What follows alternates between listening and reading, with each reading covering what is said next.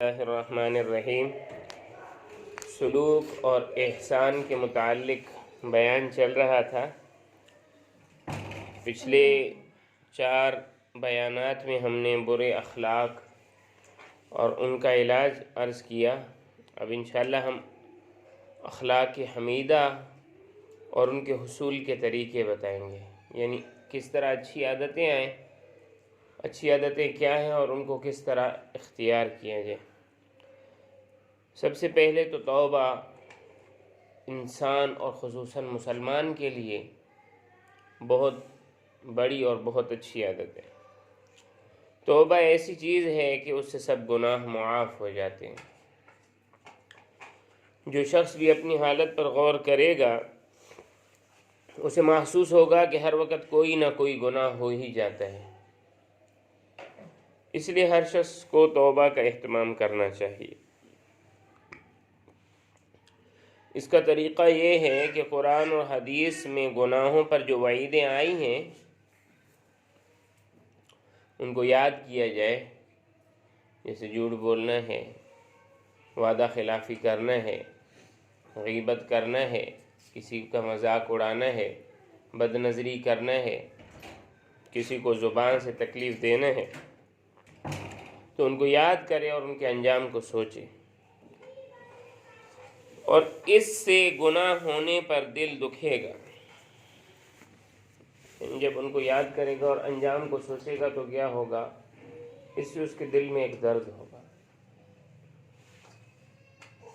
اس وقت چاہیے کہ زبان سے بھی توبہ کر لے، اور جو نماز روزے وغیرہ قضا ہو گئے ہیں، فوت ہو گئے ہیں، ان کو قضا کرے۔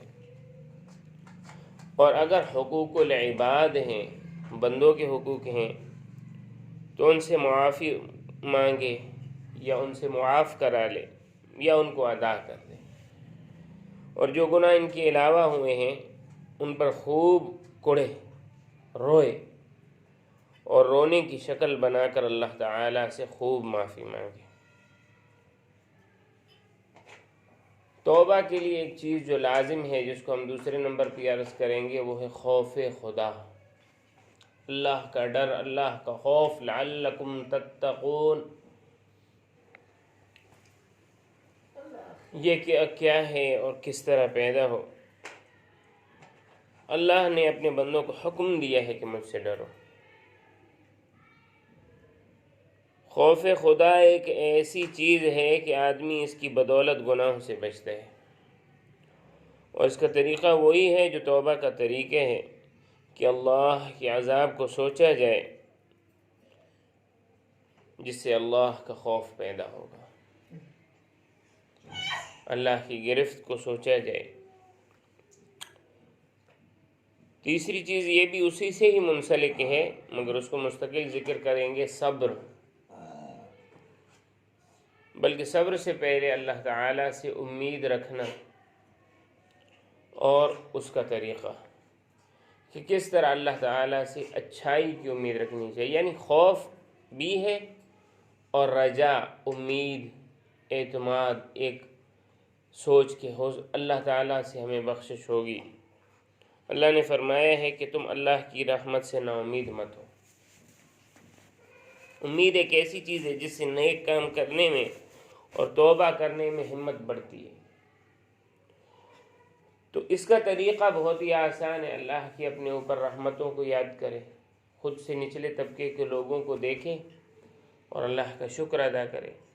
جب بھی کسی کو عذاب میں گرفتار دیکھے اس پر اللہ تعالیٰ سے معافی مانگے، تو اللہ کی اپنی ذات پر رحمتوں کو دیکھے، اپنے نقائص کو نہ دیکھے بلکہ اپنے اوپر اللہ کی رحمتوں کو دیکھے اور سوچا کرے۔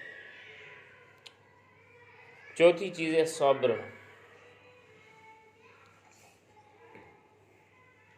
صبر کا معنی مستقل مزاجی۔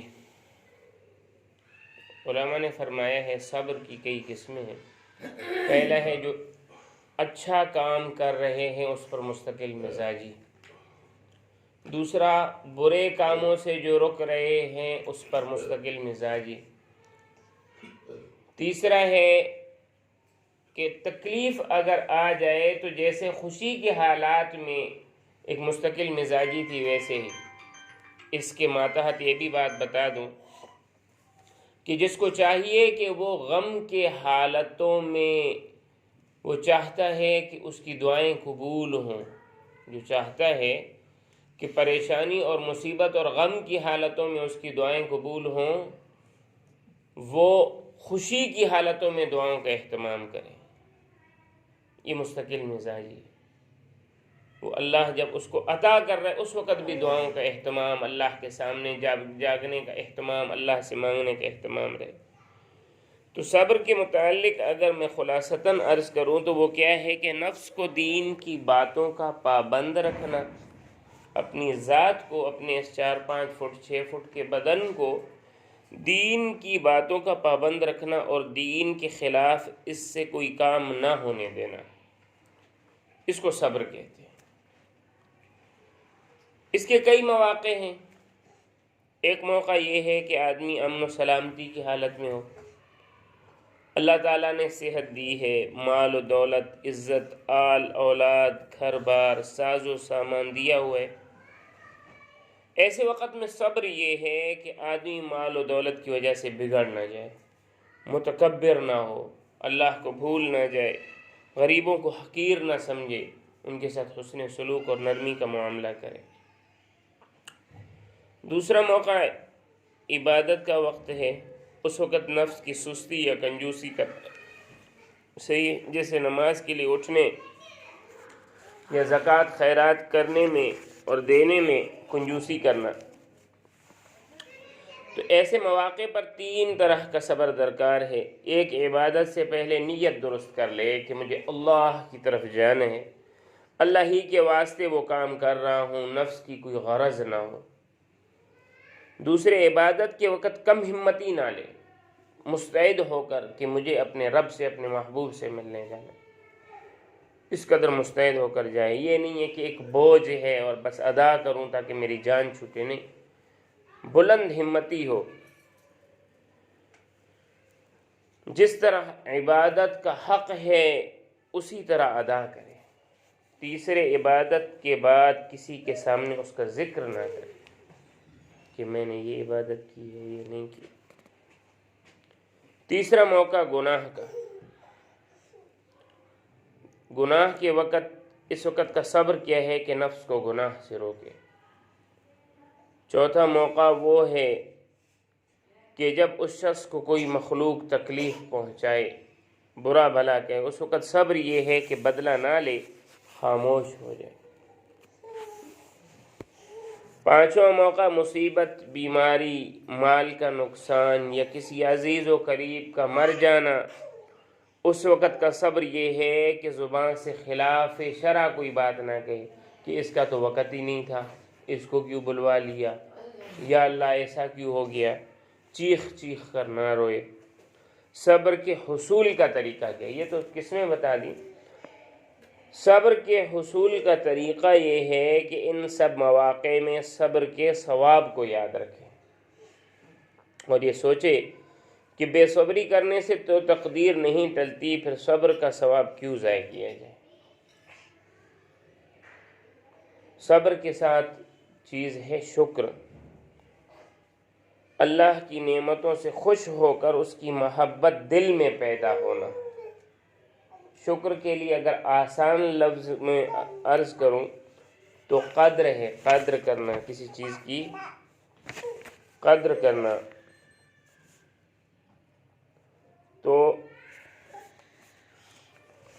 اور اگر تفصیلاً کہوں اس 5ویں چیز کے متعلق تو یہ ہے کہ اللہ کی نعمتوں سے خوش ہو کر اللہ کی محبت دل میں پیدا ہونا، اور اس محبت سے یہ شوق ہونا کہ جب اللہ تعالی ہمیں ایسی نعمتیں عطا فرماتا ہے تو اس کی خوب عبادت کی جائے، اس کی خوب بات مانی جائے، اس کے لیے چلنا پھرنا، اس کے لیے اوڑھنا بچھونا، اس کے لیے جاگنا سونا، اس کے لیے محبت و نفرت ہو۔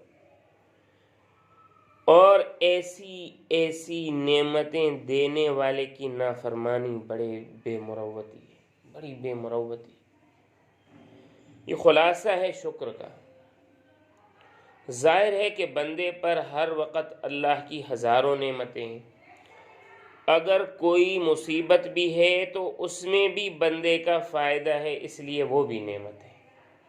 کوئی مصیبت ہے اس میں بھی بندے کا فائدہ ہے۔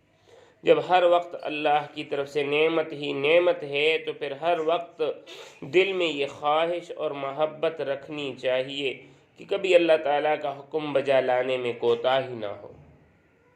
شکر کا طریقہ کیا ہے کہ اللہ تعالیٰ کی نعمتوں کو یاد کیا جائے اور ان کو خوب اچھی طرح سوچا جائے۔ اللہ تعالیٰ سے دعا ہے کہ اللہ تعالیٰ ہمیں یہ نیک اعمال کرنے کی توفیق عطا فرمائے۔ سبحانک اللہم و بحمدک اشہد ان لا الہ الا انت استغفرک و اتوب الیک۔